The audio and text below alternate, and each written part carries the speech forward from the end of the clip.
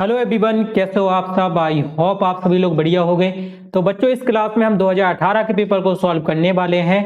इसमें आपको question number 1 से लेके 30 तक जो आपकी हिंदी और इंग्लिश के क्वेश्चन है उसको इस क्लास में सॉल्व कराया जाएगा।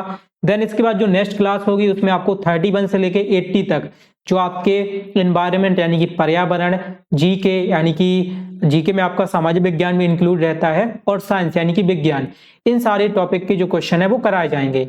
तो बच्चों चलिए आज की अपनी क्लास को शुरू करते हैं और जल्दी से हिंदी और इंग्लिश के जो क्वेश्चन है उनको कंप्लीट कर लेते हैं। तो यहाँ पे 2018 का पेपर आप स्क्रीन पर देख सकते हो, ये 2018 का पेपर है। 2018 में जो परीक्षा हुई थी वो 4 मार्च को हुई थी। चलिए पहला ही क्वेश्चन देख लेते हैं। पहला क्वेश्चन है दोपहर में समास है। दोपहर में कौन सा समास है? देखो यहाँ पे संख्या की बात की गई है। क्या बात की गई है? संख्या की। दो क्या है? एक संख्या है। तो जहां पे भी संख्या की बात की जाती है वहां पे कौन सा समास होता है? द्विगु समास होता है। ए ऑप्शन इसका करेक्ट आंसर हो जाएगा। इसके बाद दूसरा क्वेश्चन है, जिस वाक्य में एक उद्देश्य और एक विधेय होता है उसे कहते हैं। देखिए, जिस वाक्य में एक उद्देश्य और एक विधेय होता है उसे क्या कहते हैं? साधारण वाक्य कहते हैं। जैसे कि वह दिल्ली जाता है, वह भोपाल जाता है, वह आम खाता है। इसमें सिर्फ एक ही उद्देश्य है कि वह जा रहा है, वह खा रहा है। ठीक है, तो जहां पे भी एक ही उद्देश्य होता है वहां पे कौन सा वाक्य होता है? साधारण वाक्य होता है। तीसरा क्वेश्चन है, चिपकू आंदोलन का संबंध है। जो चिपकू आंदोलन हुआ था उसका संबंध किससे है? वृक्षों से, महिलाओं से, पुरुषों से और बच्चों से। तो चिपकू आंदोलन वृक्षों को बचाने के लिए किया गया था। ए ऑप्शन इसका करेक्ट आंसर हो जाएगा। चौथा हमारा क्वेश्चन है, निम्न में से शुद्ध शब्द छांटिए। यहाँ पे भौगोलिक लिखा हुआ है और हमें बताना है कि भौगोलिक या भौगोलिक क्या सही शब्द है। ठीक है, तो भौगोलिक को जो सही तरीके से लिखने का प्रकार है वो कुछ इस तरीके से लिखा जाता है, भौगोलिक। ठीक है, ये इसका सही तरीका है। तो इसका आंसर हो जाएगा सी ऑप्शन, भौगोलिक। इसके बाद हमारा पांचवा क्वेश्चन है, भाई बहन में कौन सा समास है? देखो, भाई और बहन के बीच में एक डैश का यूज किया गया है। यहाँ पे आपको थोड़ा सा दिख रहा होगा। ठीक है, तो जहां पे भी इस डैश का यूज किया जाता है वहां पे कौन सा समास होता है?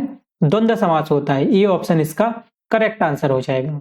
और द्विगु समास कहाँ पे होता है? तो जहां पे भी हमें संख्या दी रहती है, जैसे कि पंचवटी, दोपहर, इसमें क्या सा समास होगा? द्विगु समास होगा।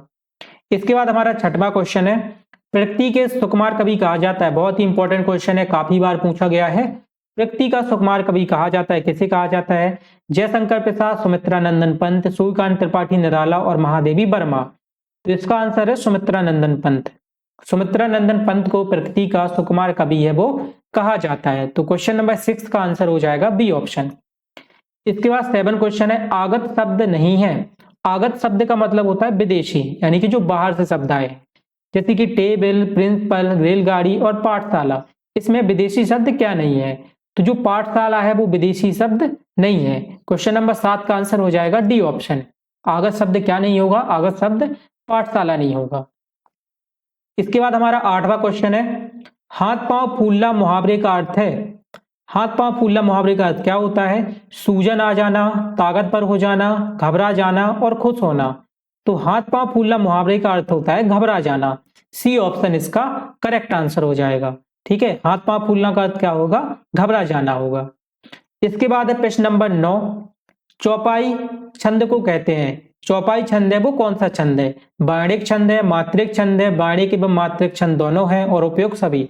तो जो चौपाई है ना वो एक मात्रिक छंद है। बी ऑप्शन इसका करेक्ट आंसर हो जाएगा।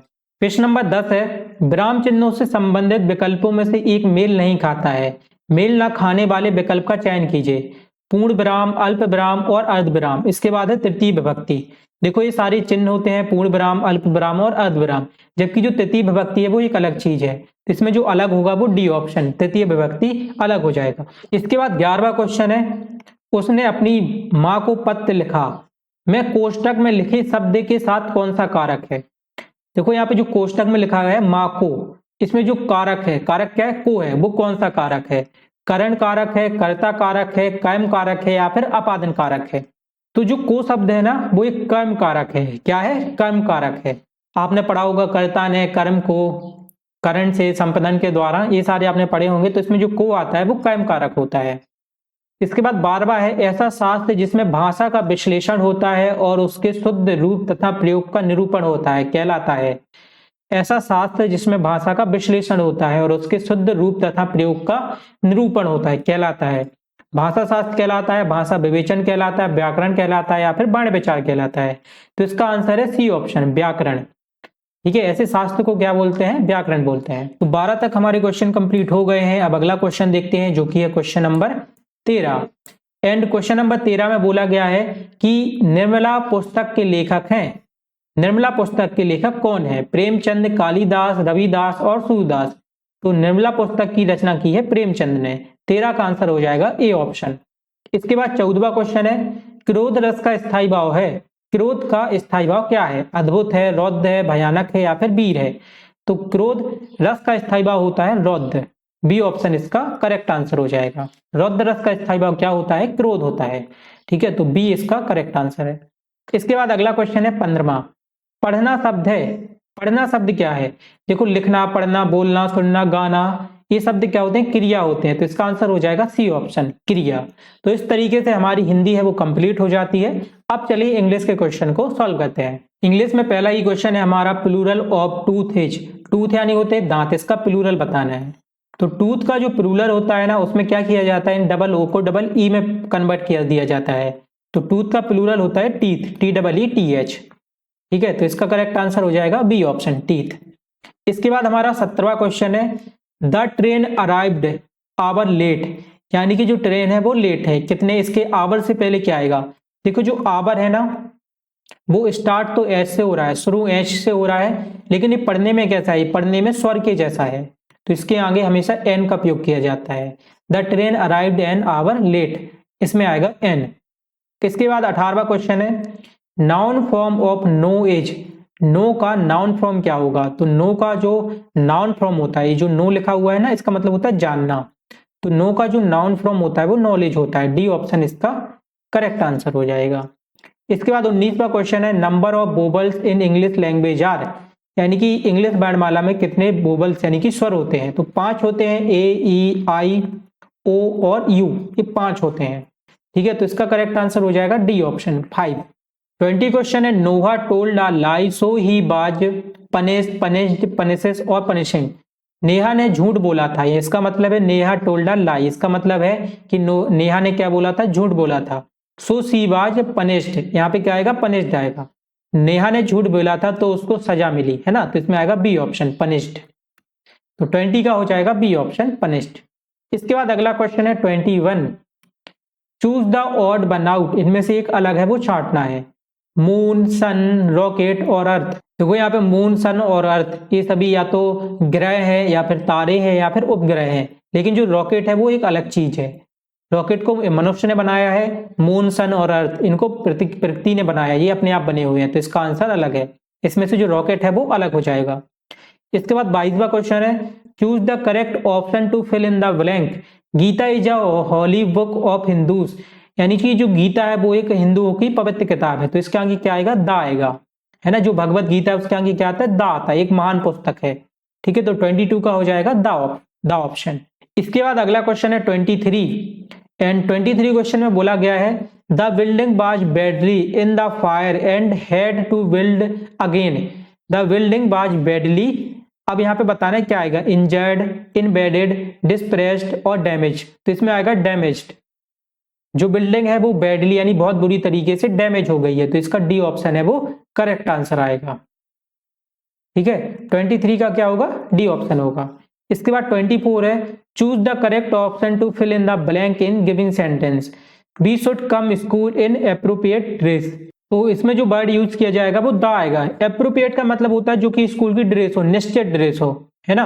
तो यहाँ पे एक निश्चित ड्रेस के बारे में बात की गई है, इसलिए यहाँ पे क्या आएगा? दा आएगा। सी ऑप्शन इसका करेक्ट आंसर होगा।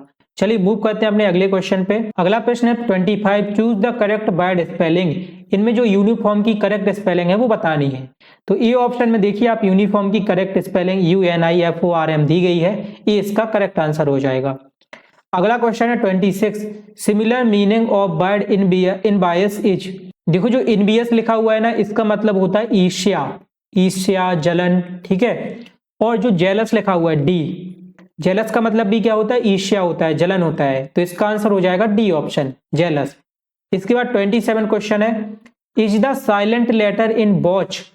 अब देखो WATCH लिखा हुआ है, इसमें साइलेंट लेटर बताना है। तो इसमें जो टी होता है ना वो साइलेंट होता है, ठीक है, इसको नहीं पढ़ा जाता, तो बी ऑप्शन इसका करेक्ट आंसर हो जाएगा टी। एंड अगला क्वेश्चन है 28 में बोला गया scientists are trying to find out when an earthquake occurs. Occur mean, occur का मतलब क्या होता है, जब कोई घटना घटित होती है ना उसके लिए ऑक्योर का यूज किया जाता है। तो 4 ऑप्शन दिए गए हैं, इंक्लूड, कंटिन्यू, प्रोड्यूस और हैपन। तो ऑक्योर यानी भी घटित होना होता है और हैपन यानी भी क्या होता है, घटित होना होता है। तो इसका आंसर हो जाएगा डी ऑप्शन। 29 है he is weak that he can not walk. He is so weak, इसमें क्या आएगा, वो बहुत ही कमजोर है इसलिए वो दौड़ नहीं चल सकती, इसलिए वो चल नहीं सकती, सॉरी, वॉक यानी चलना होता है। सो इसमें आएगा सो, एसो, इसका यूज किया जाता है। इसके बाद अगला प्रश्न है हमारा question number 30, the correct antonym of word prompt. देखो जो वर्ड लिखा हुआ है ना प्रॉम्प्ट, प्रॉम्प्ट का मतलब होता है तेज, क्या होता है, तेज, और इसका मैं विलोम बताना है, विलोम यानी उल्टा, तो तेज का विलोम क्या होगा, स्लो होगा, है ना। बी ऑप्शन इसका क्या हो जाएगा, करेक्ट आंसर हो जाएगा। स्लो यानी धीरा और प्रॉम्प्ट यानी तेज, तो इसका आंसर होगा बी ऑप्शन, स्लो। तो इस तरीके से हमारी हिंदी और इंग्लिश है वो सॉल्व हो जाती है। और इसके जो सेकंड पार्ट आएगा उसमें हम क्वेश्चन नंबर 31 से लेके 80 तक आपकी जो एनवायरमेंट है, साइंस है और जो सोशल साइंस और जीके उसको सॉल्व करेंगे। तो उस क्लास को भी जरूर देख लेना। एंड इस क्लास को देखने के लिए thank you so much, bye bye all.